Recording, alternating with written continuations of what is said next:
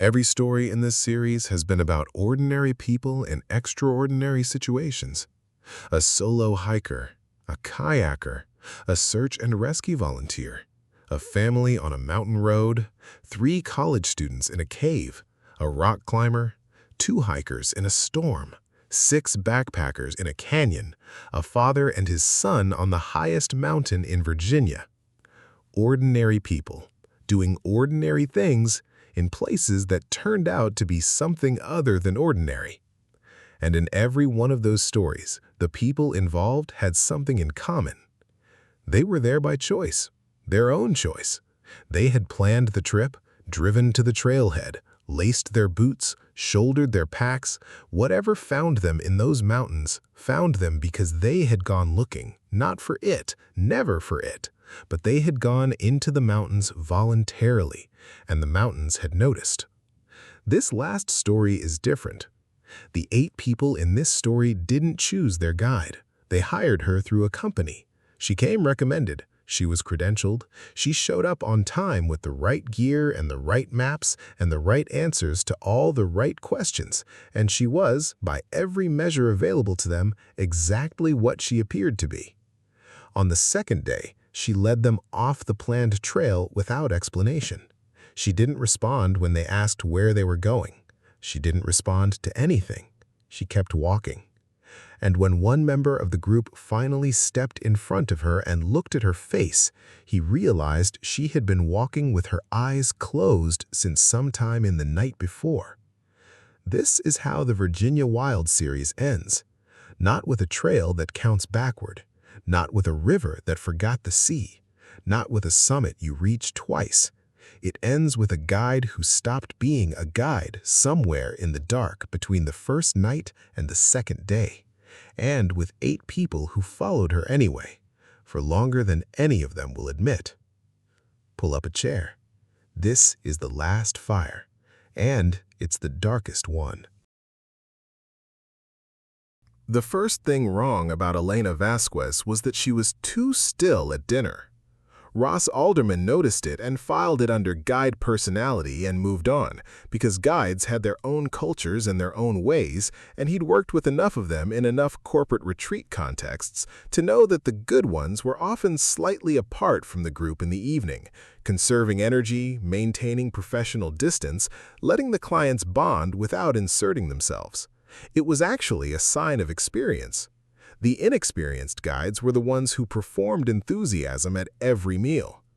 Elena had been nothing but professional since she'd met them at the Elk Garden Trailhead Friday morning. 8 people from a mid-sized architecture firm in Charlotte, Ross and his business partner Diana, 3 project managers, 2 senior associates, and the firm's new hire Marcus, who was 24 and had been included because Diana believed in throwing new people into the deep end and seeing how they swam. 3 days, 2 nights, a loop through the Mount Rogers National Recreation Area, team building in the most literal possible sense. Shared discomfort, shared achievement, shared landscape. Elena had run this kind of trip dozens of times. Her company, Blue Ridge Wilderness Partners, based in Abingdon, had a solid reputation. She had a Wilderness First Responder certification, a Leave No Trace Master Educator credential, and references from 6 other corporate groups who had described her in terms that all converged on the same qualities: prepared, calm, knowledgeable, exactly what you needed when you were responsible for keeping 8 non-hikers alive and functional in the backcountry for 72 hours. She was 38 years old. She had dark hair cut practical and short.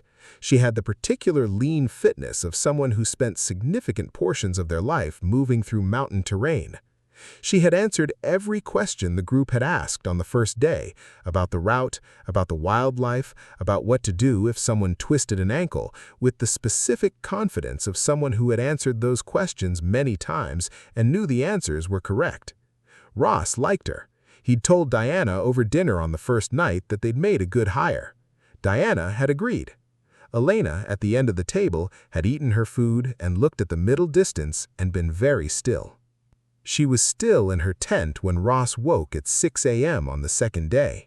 He knew because her tent, a solo shelter set slightly apart from the group's tents, a professional habit, was zipped shut and showed no movement.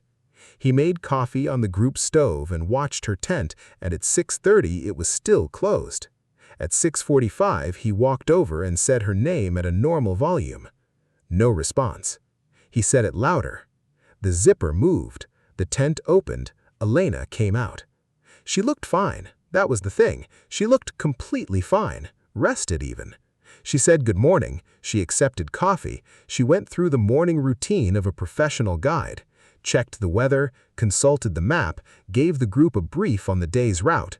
12 miles, significant elevation change in the middle section, a long ridge walk in the afternoon with exposure to weather if anything came in from the west. She pointed out landmarks on the map. She answered questions. She broke camp with practiced efficiency and had her pack on her back at 7:45 and said, "Ready when you are." Ross looked at her and thought, guide personality, filed it, moved on. They were on the trail by 8. The morning went well.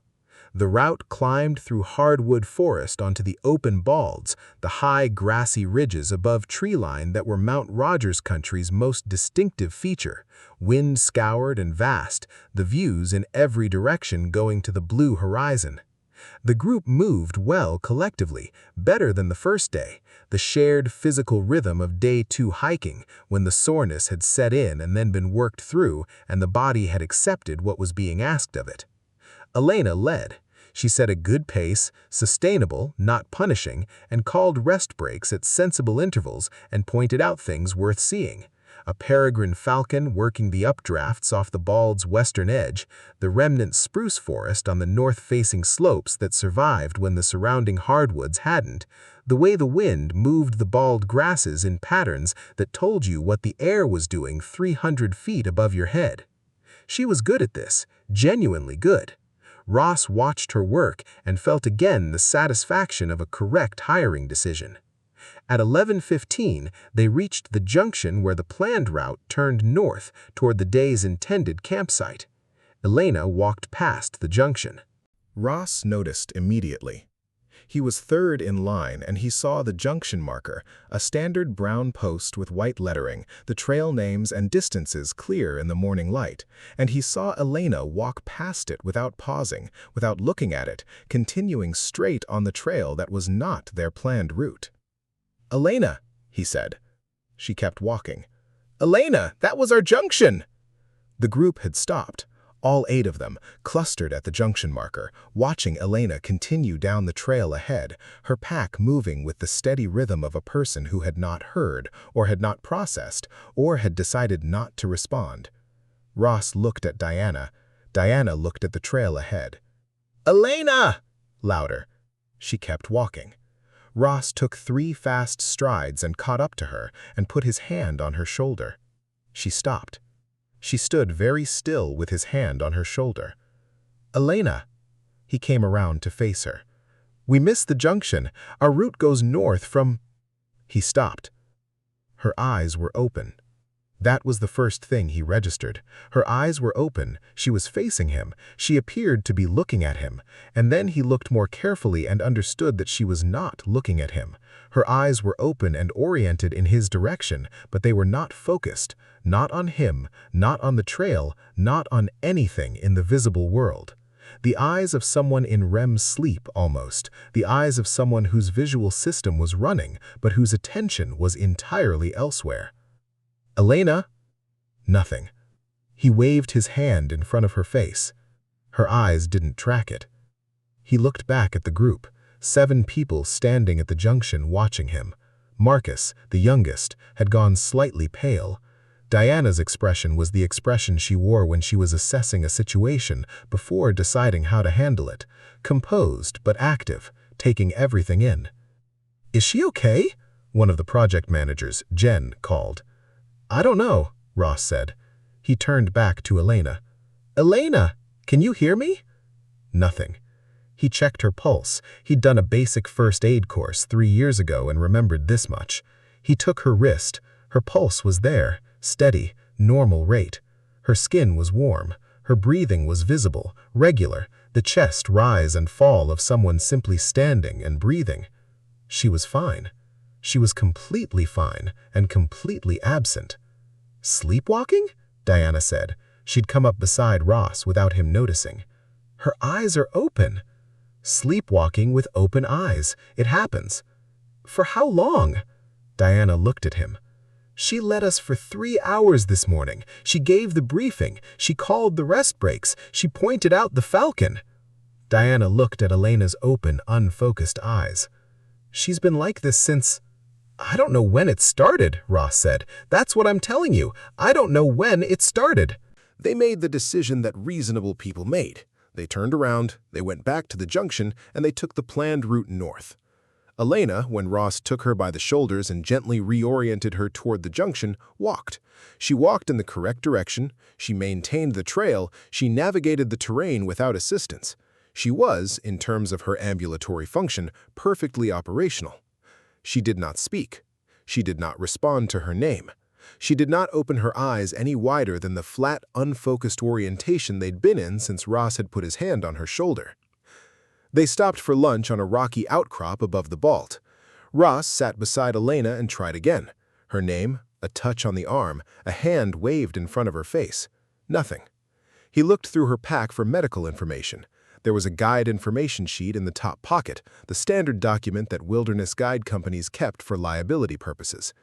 He found her emergency contact, a sister in Abingdon. He found her medical information. No known conditions, no medications, no allergies. He tried calling the sister. No signal. He tried calling Blue Ridge Wilderness Partners. No signal. He looked at the map. They were 8 miles from the trailhead. 8 miles of trail, significant elevation, afternoon light already starting its decline toward the early dark of November in the mountains. 8 people, one of whom was their guide and was not currently available in any meaningful sense. "We keep moving," Diana said.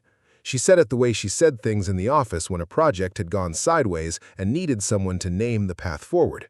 "We have the map, we have the route, we get to camp, we make her comfortable, we get signal in the morning, and we call for help. And if she gets worse?" "She's not worse, she's—" Diana looked at Elena, sitting on a rock at the edge of the outcrop, facing the view, her open eyes aimed at the middle distance. "She's stable, we keep moving." They kept moving. The afternoon was when it began to change. Not dramatically, not in any single moment that Ross could point to afterward as the turn. It built the way the wrong feeling had built in other stories from these mountains, gradually, below the threshold of conscious attention, accumulating in the background until it was impossible to ignore. The first thing was the trail. The trail they were on was the correct trail. Ross checked the map every 30 minutes, and the landmarks matched, and the compass bearing was consistent, and the trail was correct. But it felt longer than it should. Not dramatically longer, just a persistent sense that the distance between landmarks was taking more time than the map suggested it should. He mentioned it to Diana at the 3rd check, and she looked at the map and said the elevation gain in this section was significant, and that always made distance feel longer than it was. He accepted that. The second thing was Elena. Elena was still walking, still navigating the terrain without assistance, but somewhere in the early afternoon her pace had changed. Barely perceptibly, Ross had been watching her closely enough that he caught it, but her stride had lengthened slightly and her pace had increased slightly, and the effect was that she was no longer following the group, she was leading it. Not pulling ahead dramatically, just at the front, moving with a directional intent that was separate from the trail, separate from the map, separate from anything Ross could identify as a navigational input. He caught up to her and put his hand on her shoulder again and gently slowed her, and she slowed, and then, over the next 20 minutes, gradually resumed the slightly faster pace. He caught up again.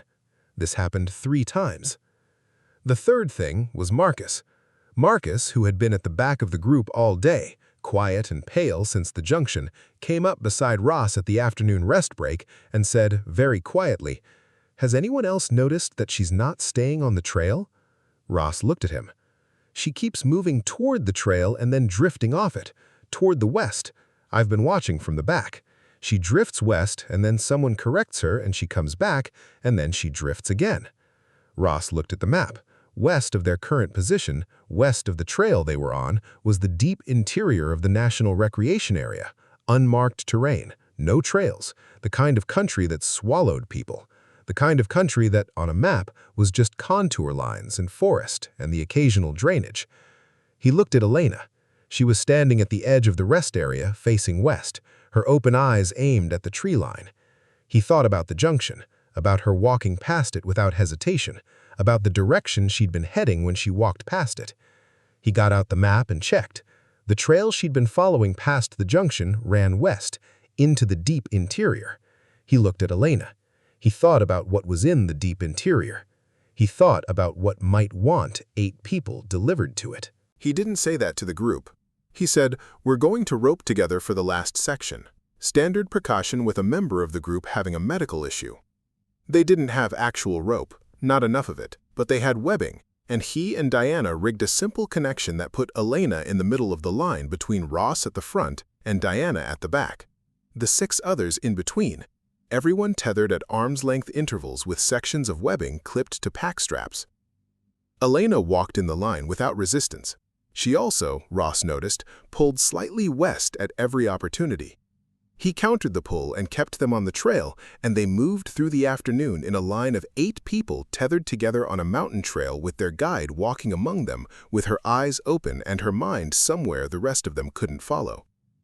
They made camp at 5:15, 40 minutes before full dark. The planned campsite was a flat area near a spring, exactly where the map said it would be. Ross set up the group with the efficiency of someone who had been thinking about exactly this setup for 4 hours. Tents in a specific configuration, Elena's tent in the center of the group's tents, everyone within voice range of everyone else. He made Elena sit. She sat.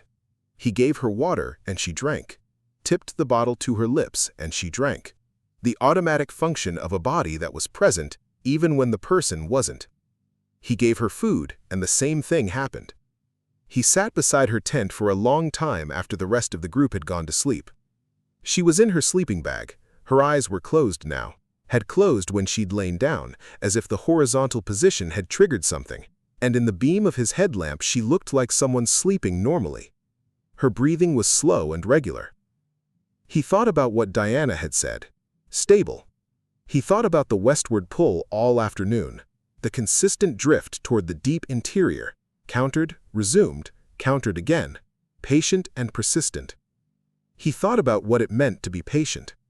He thought about a mountain that had been here since before the concept of a trail existed, before the concept of a map, before the concept of 8 architects from Charlotte hiring a guide to walk them through it for team-building purposes. He sat beside her tent until midnight. Then he went to his own tent and lay in his sleeping bag and did not sleep. At 2:47 a.m., he heard the zipper. He was out of his sleeping bag before it finished, out of his tent in 4 seconds, headlamp on, the camp visible in the beam, 6 tents, the spring glinting 20 feet away, the tree line dark on all sides. Elena's tent was open. Elena was gone. He swept the headlamp around the camp. Nothing. He went to the tent and looked inside. Sleeping bag, pack, all her gear. She'd left without taking anything. He was about to call her name when he heard it. Movement in the trees. To the west.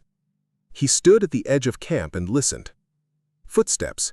Steady, unhurried, moving west through the dark forest, moving away from camp, away from the trail, into the deep interior.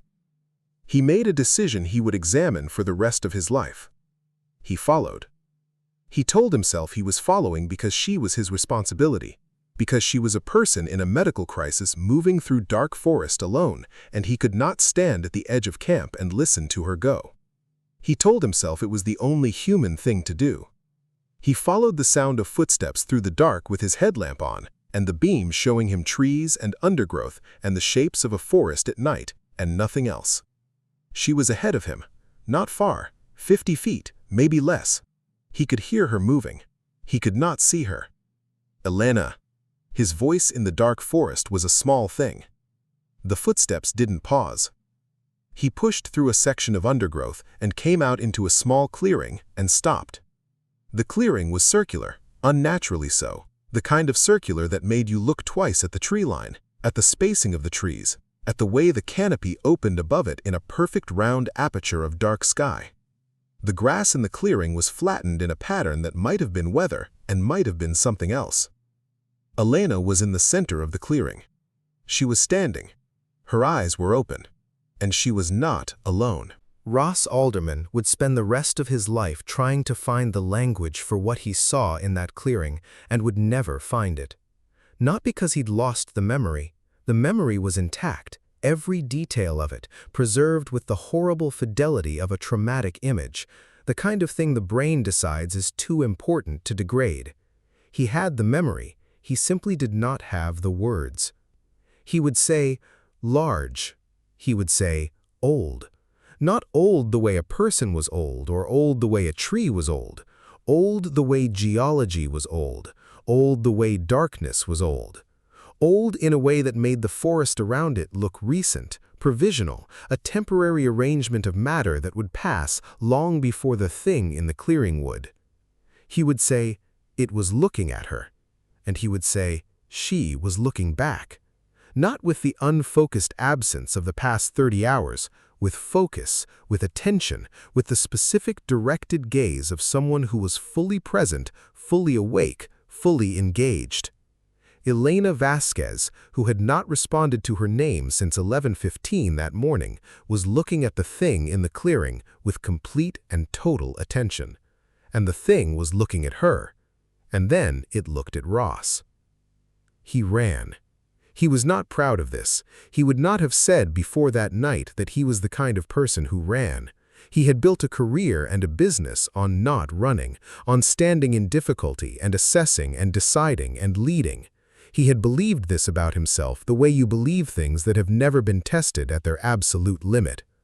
The limit was that clearing. He ran. He ran back through the undergrowth, back through the dark forest, the headlamp bouncing wildly, the beam showing him trees and roots and the shapes of things he did not look at. He crashed through the undergrowth at the camp's edge and came into the camp, and his voice came out of him at a volume he hadn't intended. Up, everyone up, now. What happened next happened fast. 7 people came out of their tents in various states of wakefulness, and Ross said, "We're leaving, right now. Take your pack, take your sleeping bag, leave everything else." "What?" Diana started. "Now," Ross said. "Diana, now." She looked at his face and stopped asking questions. They were moving in 4 minutes. Ross at the front with the map and the compass, Diana at the back, 6 people between them, headlamps on, moving northeast on the trail at a pace that was not quite running, but was everything short of it. "Elena," Jen said from the middle of the line. "Where's Elena?" "Keep moving," Ross said. "We can't just keep moving." They kept moving. He told them at the trailhead. It was 4:38 a.m. They'd covered 8 miles of mountain trail in the dark in 3 hours and 40 minutes, and every person in the group had a story to tell with their body about what that had cost, the stumbles, the near falls, the places where the trail had been technical in the dark in a way it hadn't been in daylight. They were at the trailhead. They were at the cars. He told them what he'd seen in the clearing. He told it the way he would tell it for the rest of his life, carefully, without editorializing, in the flattest language he could find, the way you describe something when you know that adding emphasis will make it sound less true. Nobody said anything for a long time. Then Marcus said, "She led us there." "Yes. For 2 days, she was leading us there." "I think so." "And she's still there." Ross looked at the trailhead, the dark trail entrance between the dark trees. He thought about the clearing, the circular clearing and the flattened grass, and the thing that had been there for longer than any of them could conceive, and the way it had looked at Elena, and the way she had looked back, the way it had then looked at him, the way it had then looked at him. "Yes," he said, "I think she's still there." "We have to go back," Jen said. "We can't just—" "We're not going back," Ross said. "She's a person. She's out there alone." "She's not alone," Ross said. The way he said it stopped Jen. The way he said it stopped everyone. They stood at the trailhead in the pre-dawn dark, and the mountain rose above them in the dark, the same mountain it had always been, patient and enormous and entirely indifferent to the 8 people standing at its edge, deciding what to do. "We call search and rescue," Diana said finally. "We call them right now. We tell them we have a missing guide, last seen at these coordinates, possible medical emergency." "And what do we tell them about?" "We tell them she's missing," Diana said. "We tell them she needs help. We let them go up there." Ross thought about search and rescue teams going into that forest, going into the deep interior, moving west from the trail, finding the clearing. He thought about what they'd find in it. He thought about whether Elena would be there. He thought about whether Elena was still Elena. He made the call. Search and rescue went in at first light. They searched for 11 days. They found Elena Vasquez on the 8th day. She was at the trailhead, not the trailhead where the group had left their cars, a different trailhead on the opposite side of the National Recreation Area, 12 miles from the camp. She was sitting on the wooden bench at the trailhead information board when a hiker found her at 7 a.m. Alive, physically unharmed, vital signs normal, no memory after the first evening of the trip. She was assessed and cleared and released. She resigned from Blue Ridge Wilderness Partners 2 weeks later. She moved to Richmond. She does not hike. She does not go into the woods. She has told the therapist she sees every week that she doesn't remember the 2 days she lost, but that sometimes in the specific darkness of 3 a.m. she has a sense of something, not a memory, a sense of standing in a clearing, of looking at something so large and so old that looking at it was like looking at the dark itself, of it looking back, of understanding in that exchange of looking something she doesn't have the language for, something about the mountain, about what lives in it, about how long it has been there, and how briefly she has been there, and how briefly all 8 of them have been there, and how long it will remain after every one of them is gone. Of not being afraid. That's the part that troubles her most, that she tells her therapist and that her therapist writes down and returns to regularly. She was not afraid. She uses the word recognized. She felt recognized by something that had been watching these mountains before her species had a name for mountains, something that had seen her coming, something that had wanted her specifically, and had waited, with the patience of geology, for exactly the right moment to make her understand why. She doesn't know why. She is afraid that she will. Ross Alderman went back. 6 months later, alone, on a clear May morning when the balds were green and the sky was high, and the mountain looked like the best version of itself. He hiked to the campsite. He found the clearing. It was smaller than he remembered, or he was larger, or the daylight made it ordinary in a way the dark had refused to. The grass was flattened in the same circular pattern. He stood at the edge of the clearing for a long time. He did not go in. He turned around. He walked back to the trailhead. He sat in his car for an hour before he started the engine. He has not gone back since. But here is the thing he has not told anyone. Not Diana, not the therapist he briefly saw, not the search and rescue coordinator who interviewed him 3 times in the weeks after. When he stood at the edge of the clearing in the May morning light and looked at the flattened grass and the circular tree line and the round aperture of sky above, he did not feel afraid. He felt recognized. And he understood, standing there in the daylight with the mountain all around him and the birds in the trees and the ordinary world doing its ordinary work, he understood that he was in the register now. Whatever kept the record in these mountains, whatever wrote in the summit notebooks and watched from canyon walls and moved upstream through floodwater and pressed its hands into stone and waited in ranger stations and stood in clearings and walked the trails in the bodies of those it had chosen. It had noted his name. He was in the record. He would always be in the record. And the mountain, which had been here before him and would be here after him, would remember him long after everything else had forgotten he existed. He sat in his car and he thought about Elena saying she felt recognized. He thought about how that was the worst possible thing to feel. He thought about how he felt it anyway. He started the car. He drove home. He left the mountains in the rearview mirror. They did not leave him. That's the end. 10 stories. 10 places in the Appalachian Mountains of Virginia. 10 ordinary people doing ordinary things that stopped being ordinary. The AT mile marker. The river that forgot the sea. Found. The car that stopped.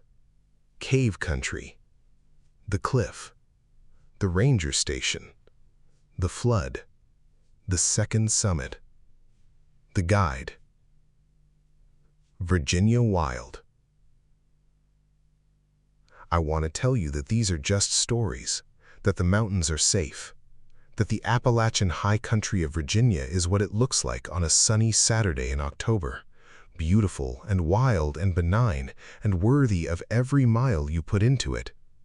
And it is all of those things. It is also something else. It is very old, older than the trails, older than the maps, older than the names we've given the peaks and the rivers and the hollows. The mountains were here before we arrived, and they will be here after we're gone, and in that vast span of time, they have developed, in whatever way places develop things, a relationship with the dark and the deep and the patient that we are only beginning to understand. Go into them anyway.